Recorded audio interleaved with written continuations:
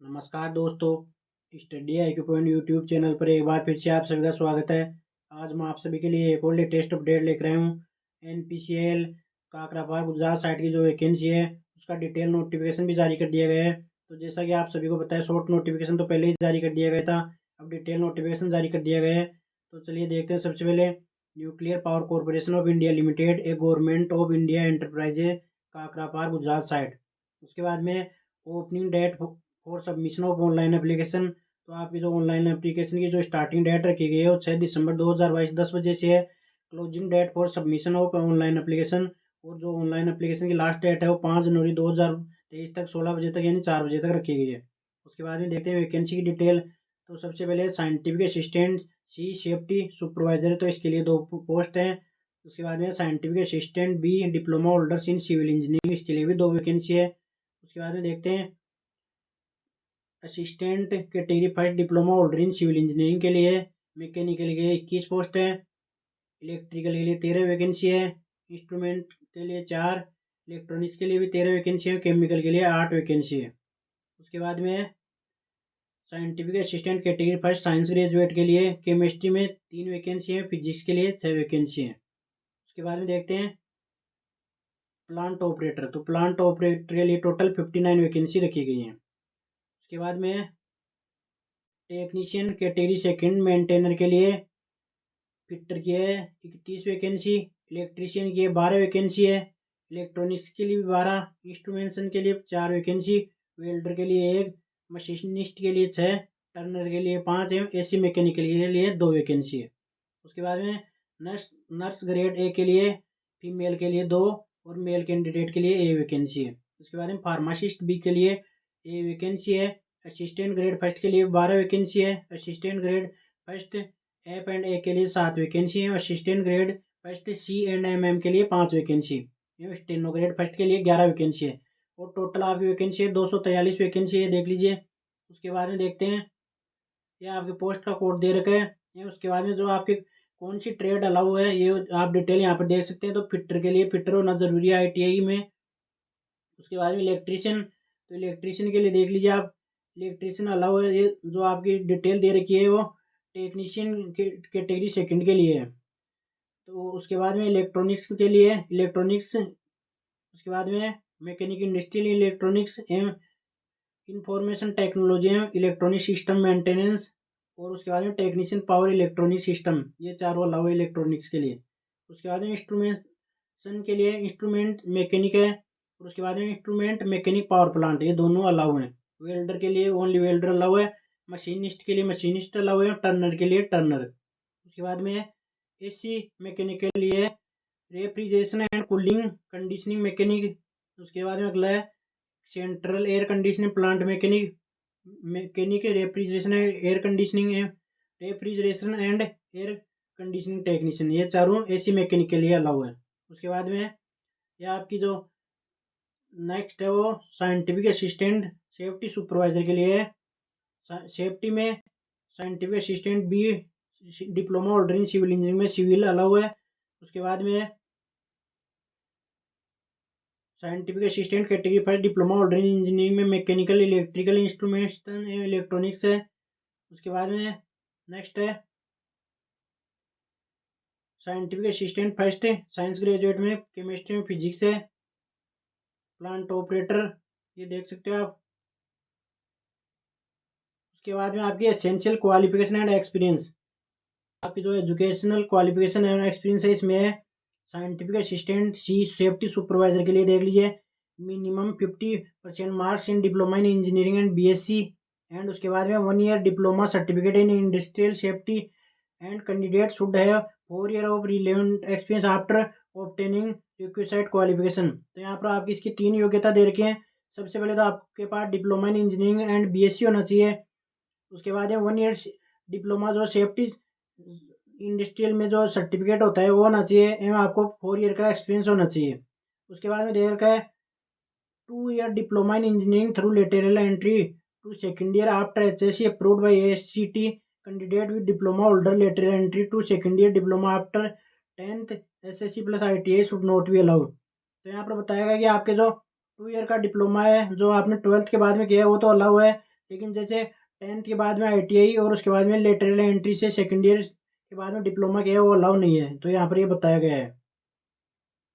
उसके बाद में scientific assistant B diploma holders in civil engineering, तो इसके लिए diploma with not less than 60% marks in civil engineering recognized by Government of India, Ministry of Human Resource Development. The diploma in civil engineering should be of 3 year duration after SSC and HSC. तो ये यहाँ पर बताया गया है। उसके बाद में HSC के बाद द्वितीय वर्ष में पार्श्विक प्रेस के जरिए AICTE द्वारा मान्यता प्राप्त 2 वर्षीय सिविल डिप्लोमा इंजीनियरिंग में 60% या उससे ज़्यादा अंक 10th प्लस ITI के बाद डिप्लोमा के द्वितीय वर्ष में पार्श्विक प्रेस लेने वाले उम्मीदवार पात्र नहीं है। तो यहाँ पर ये बताया कि जिन्होंने भी 10th या ITI के बाद में लेटरल एंट्री से डिप्लोमा किया है वो अलाउ नहीं है। उसके बाद में trainee scientific assistant category first diploma holders के लिए ये देख लीजिए, diploma with not less than 60% marks in mechanical, electrical, instrumentation, chemical और electronics engineering recognised by government of India, ministry of human resources development. The diploma in engineering should be of 3 year duration after HSC। तो यहाँ पर जो आपकी diploma in engineering जो कि 60% marks के साथ में होना चाहिए वो अलाउ है, और वही डिटेल पीछे दे रखी है। ITI के बाद में लेटरल एंट्री डिप्लोमा अलाउ नहीं है। उसके बाद में scientific assistant category first science graduate, इसके लिए BSc with a minimum 60% marks, BSc shall not be physics and as principal and chemistry, mathematics, statics, electronics, computer science and subsidiary और with chemistry as principal and physics chemistry, physics mathematics, statics, electronics, computer science है subsidiary और with physics chemistry and mathematics as a subject with equal weightage, mathematics as HSC 10+2 level is essential. तो यहाँ पर बताया है कि science graduate में आपके BSc में फिजिक्स एवं केमिस्ट्री जो है तो ऑप्शनल सब्जेक्ट होना जरूरी है। उसके बाद में टेक्नीशियल कैटेगरी सेकंड प्लांट ऑपरेटर, तो प्लांट ऑपरेटर के लिए HSC 10+2 और ISc in science stream with physics chemistry mathematics subject with minimum 50% marks in aggregate, shall have English are as one of the subject at least of SSC level examination. तो यहाँ पर बताया है कि आपका जो 10+2 लेवल में है ना फिजिक्स केमिस्ट्री मैथमेटिक्स होना प्लांट ऑपरेटर के लिए ज़रूरी है, 50% मिनिमम मार्क्स भी ज़रूरी है। उसके बाद में टेक्नीशियन कैटेगरी सेकंड मेंटेनर के लिए SSC with 50% marks in science subject and mathematics individually and 2 year ITI certificate course in fitter, electrician, electronics, instrumentation, welder, machinist, AC mechanic या टर्नर ट्रेड। तो यहाँ पर बताया है कि आपका जो 10th क्लास है उसके बाद में 2 year ITI जो रिलेवेंट ट्रेड है इसमें होना ज़रूरी है। उसके बाद में नर्स ग्रेड फर्स्ट के लिए तो यहाँ पर है 12th standard and diploma in nursing and midwifery 3 year course, valid registration as nurse from central state nursing council in India और BSc नर्सिंग, और उसके बाद में with 3 year experience in hospital nursing assistant class 3rd and above from the armed forces. तो यहाँ पर बताया गया आपके 3 year जो नर्सिंग का डिप्लोमा है और आपका जो स्टेट या सेंटर में नर्सिंग काउंसलिंग में रजिस्ट्रेशन होना अनिवार्य है। उसके बाद में फार्मासिस्ट भी, तो इसके लिए है HSC plus 2 year diploma in pharmacy, 3 month training in pharmacy plus registration है फार्मासिस्ट विद सेंट्रल और स्टेट फार्मेसी काउंसिल। तो यहाँ पर बताया कि 10+2 के बाद में आपके पास में 2 year डिप्लोमा, 3 month की ट्रेनिंग और registered in pharmacist central and state council में होना जरूरी है। उसके बाद में असिस्टेंट ग्रेड फर्स्ट, तो असिस्टेंट ग्रेड फर्स्ट F&A और असिस्टेंट ग्रेड फर्स्ट C&MM के लिए एक ही योग्यता है।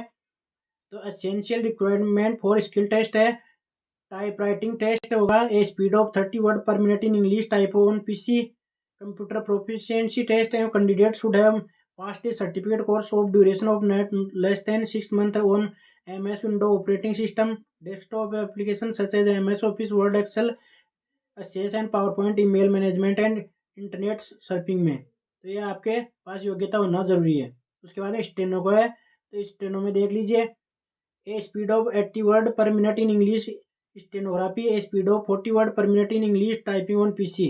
Preference will be given to candidate who passed knowledge of Hindi typing, Hindi stenography. तो जिन्होंने हिंदी में स्टेनोग्राफी का जो टेस्ट पास किया है उनको प्रीफरेंस दी जाएगी। तो यह आपकी होगी शैक्षणिक योग्यता।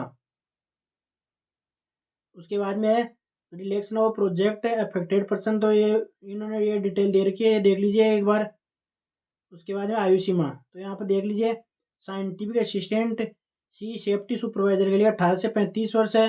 और आपका जो बेसिक पे मैट्रिक्स है वो 44,900 रखा गया है। उसके बाद में scientific assistant B diploma holders in civil engineering में 18 से 30 वर्ष है। जो बेसिक पे है वो 35,400 रखा गया है। उसके बाद में scientific assistant category first diploma holder in engineering और stipendiary trainee scientific assistant category first science graduate के लिए 18 से 25 वर्ष एज रखी गई है। और आपका जो during first year of training period 16,000 per month, during next in 6 month of training stipend 18,000 per month.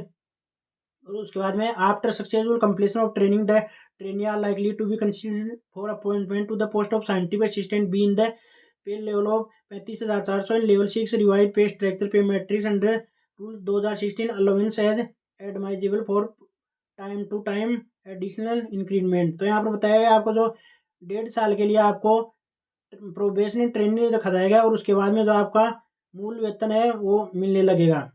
उसके बाद में है टेक्नीशियन सेकंड प्लांट ऑपरेटर के लिए भी वही है। फर्स्ट ईयर में मिलेगा आपको 10,500, नेक्स्ट 6 मंथ के लिए मिलेगा आपको, सॉरी नेक्स्ट सेकंड ईयर में मिलेगा 12,500।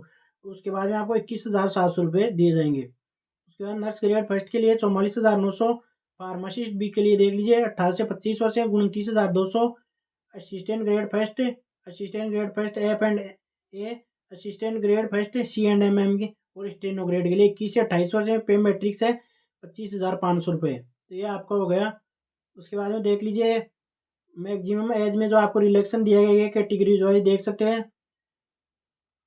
SC/ST के लिए 5 वर्ष का है, OBC के लिए 3 वर्ष का है और जो अन्य कैटेगरी इनके लिए भी दे रखा है।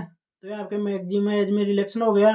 उसके बाद में फिजिकली स्टैंडर्ड रिक्वायर्ड है। तो ये stipendiary trainee scientific assistant category first diploma holders in engineering में मिनिमम वेट है 45.5 kg और न्यूनतम जो आपकी ऊंचाई है यानी हाइट मिनिमम है वो 160 सेंटीमीटर। उसके बाद में साइंटिफिक असिस्टेंट कैटेगरी फर्स्ट के लिए भी यही है, ये सभी के लिए सेम रखा गया है। उसके बाद में देख सकते हो आपका ये बॉन्ड है 4 year and 6 month after completion of training. तो इसके बाद में आपका जो बॉन्ड है 3,03,000 रुपये के लिए कैटेगरी फर्स्ट के लिए, कैटेगरी सेकंड के लिए है 5 year after completion of training तो वो है 2,79,000।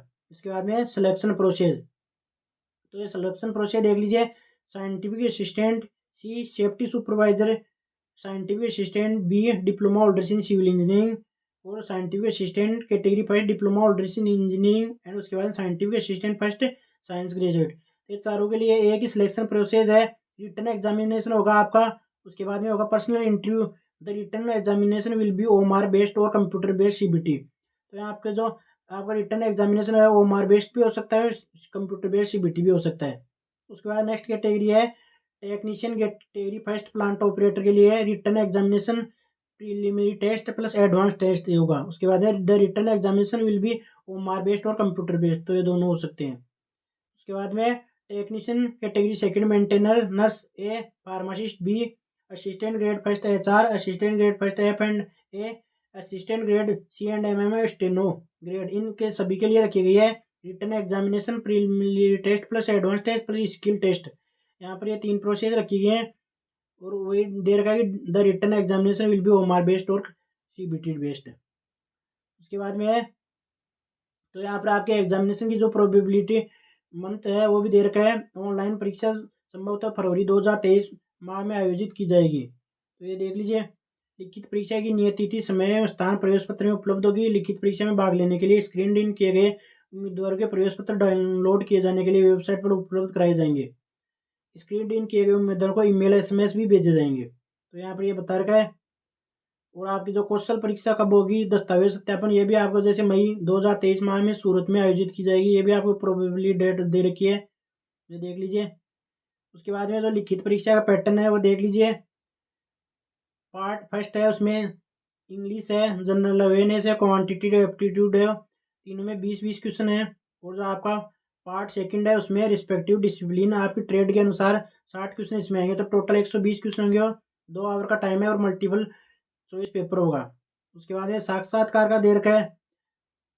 पहले देख लीजिए प्रत्येक सही उत्तर के लिए 3 अंक प्रदान किए जाएंगे और गलत उत्तर के लिए 1 अंक काटा जाएगा। तो ये नेगेटिव मार्किंग बता रखी है। और जो आपका मिनिमम जो क्वालिफिकेशन है वो सामान्य श्रेणी के लिए 40% मार्क्स। उसके बाद में SC ST OBC non criminal PWD candidate के लिए 30%। The candidate securing lesser marks than the qualification standard as above will be screened out for the personal interview. तो इससे कम जिन्होंने मार्क्स स्कोर करेंगे उनको पर्सनल इंटरव्यू से बाहर कर दिया जाएगा। उसके बाद में ये आपका पर्सनल इंटरव्यू के लिए बता रहा है कि the candidate will be short listed in each discipline for personal interview in the ratio 1/5 post candidate whenever the number of candidate are more than 5 in the order of merit prepared after written examination। तो आपको 5 गुना candidate का personal interview के लिए चयन किया जाएगा। The personal interview will be 100 marks. Employ list will be prepared by giving weightage of 50% marks obtain in written test plus 50% marks obtain in personal interview. तो आपको जो रिटर्न में जो आप मार्क्स ऑब्टेन करेंगे उसका 50% है, जो पर्सनल इंटरव्यू में मार्क्स ऑब्टेन करेंगे उसका 50% मिला के आपकी मेरिट लिस्ट तैयार की जाएगी। उसके बाद में देख लीजिए candidate with higher positive marks overall in written examination will be placed higher on merit list. उसके बाद में candidate with higher marks in paper second of written examination will be placed higher on the merit list. तो ये आपकी detail दे रखी है। उसके बाद में देख सकते हैं selection process for the post of stipend training technician second nurse या फार्मासिस्ट बी के लिए है। तो यहाँ पर है it will be screening examination to short list candidate. The examination will be comprise 50 multiple choice question, choice of 4 answer of 1 hour duration following proportion। तो यहाँ पर मैथमेटिक्स के 20 क्वेश्चन है, साइंस के 20 हैं, जनरल अवेयरनेस के 10 क्वेश्चन है। वही नेगेटिव मार्किंग और ये बता रखी है। फिर एडवांस स्टेज की ये डिटेल बता रखी है। तो एडवांस स्टेज में आपके 50 क्वेश्चन होंगे और वही 3 अंक सही आंसर के लिए और नेगेटिव मार्किंग 1 रखी गई, 1/3 हो गई। और भी मिनिमम क्वालिफिकेशन भी और मार्क्स बता रखे हैं आपके। उसके बाद में स्किल टेस्ट, तो ये not applicable for ST TNM plant operator, इनके लिए एप्लीकेबल नहीं है। उसके बाद में ये देख सकते हैं आप selection process for the post of assistant grade first HR FM and CMM में, इसके लिए भी यही है। 50 मार्क्स का जो फर्स्ट पेपर होगा उसके बाद में ये आपकी डिटेल दे रखी है। उसके बाद में सेकेंड स्टेज एडवांस टेस्ट है, इसमें भी 50 अंकों का होगा, ये 50 क्वेश्चन का होगा, सॉरी 150 अंकों का। और उसके बाद में स्किल टेस्ट, ये इसकी टेस्ट की डिटेल दे रखी है। उसके बाद में आपको अप्लाई कैसे करना है इसकी पूरी डिटेल दे रखी है। NPCL की जो आपकी वेबसाइट है उस पर जाकर ऑनलाइन अप्लाई कर सकते हैं। तो इस वीडियो में मैंने पूरी डिटेल कवर करने की कोशिश की है। फिर भी अगर किसी कैंडिडेट का डाउट हो तो कमेंट सेक्शन में कमेंट करके कुछ पूछ सकते हो आप। और ये PDF मैं अपने टेलीग्राम चैनल पर डाल दूंगा। जो लोग जो यूट्यूब चैनल पर नहीं, प्लीज़ चैनल को सब्सक्राइब कर लें, बेल आइकन प्रेस कर लें ताकि ऐसी लेटेस्ट अपडेट आपको सबसे पहले मिलती रहे। Thank you.